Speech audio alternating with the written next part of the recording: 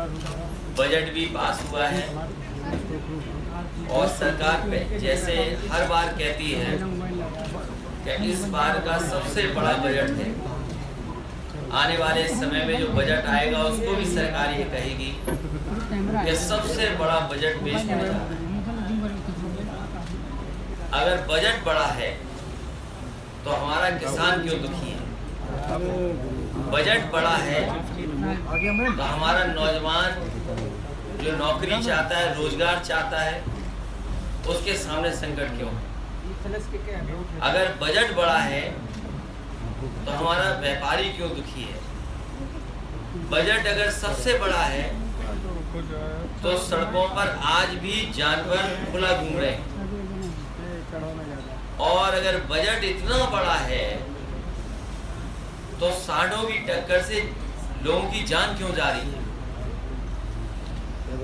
Budget अगर इतना बड़ा है तो बिजली क्यों सस्ती नहीं हो पा रही है?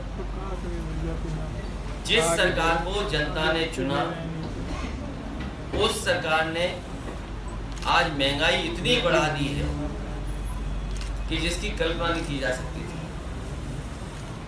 महंगाई बढ़ती चली जा रही है और इन्वेस्टमेंट के नाम पर बड़े बड़े आयोजन तो हुए हैं लेकिन जमीन पर इन्वेस्टमेंट नहीं पहुंचा। जमीन पर अगर इन्वेस्टमेंट पहुंचा होता तो नौकरी और रोजगार लोगों को मिल गए होते।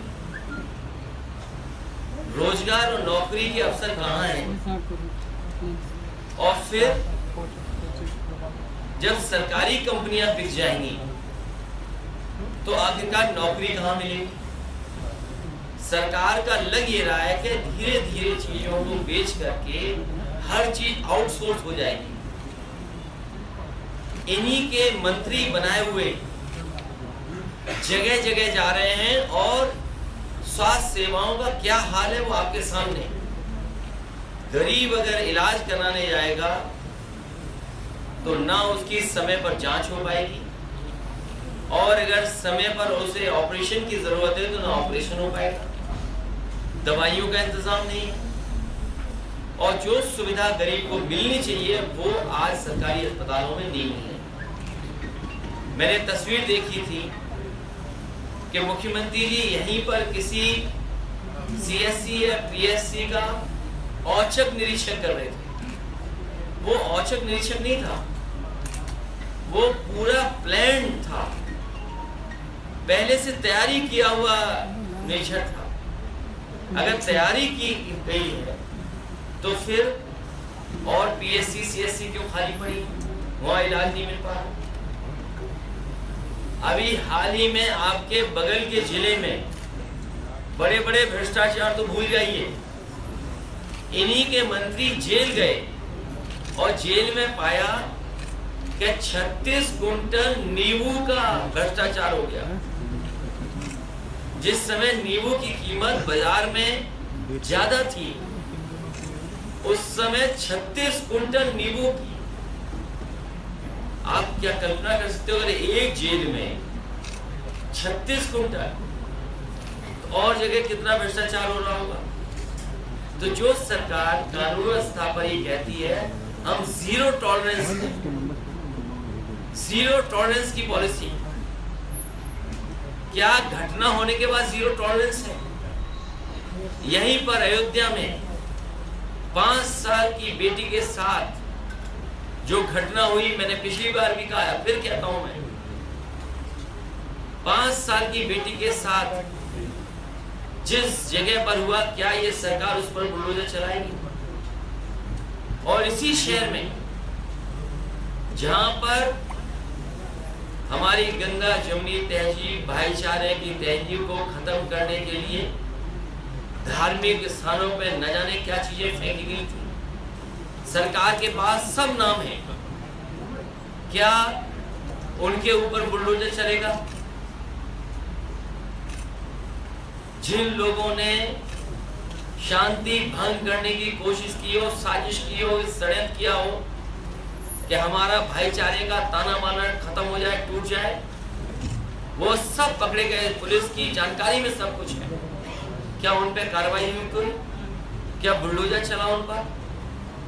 इससे सवाल यह है कि बुनियादी चीजें वैसी की वैसी हैं, न डीजल न पेट्रोल, न जरूरत की चीजों की महंगाई कम हुई, न नौकरी न रोजगार मिल पाए हैं।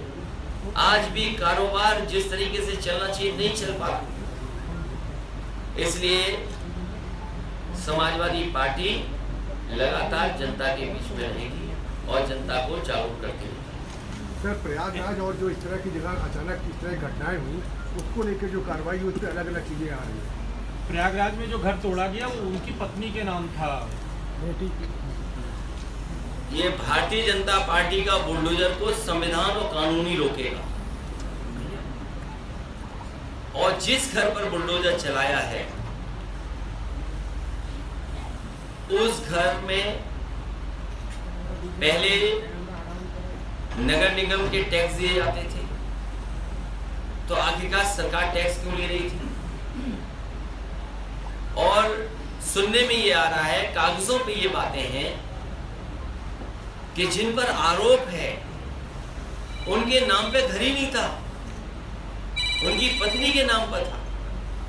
अब सवाल यह है कि क्या सरकार अपनी गलती स्वीकार करेगी, और क्या जिन अथॉरिटीज ने उस पर बुलडोजर चलाया है क्या वो घर बना करके देंगे? और मैं एक बात बहुत साफ कहना चाहता हूं, जो सच्चा हिंदू होगा वो किसी भी धर्म के खिलाफ एक भी बात नहीं कर सकता। जो सच्चा हिंदू होगा किसी का अपमान नहीं कर सकता। सच्चा हिंदू कभी भी इस तरह की भाषा का इस्तेमाल किसी दूसरे धर्म के बारे में नहीं कर सकता।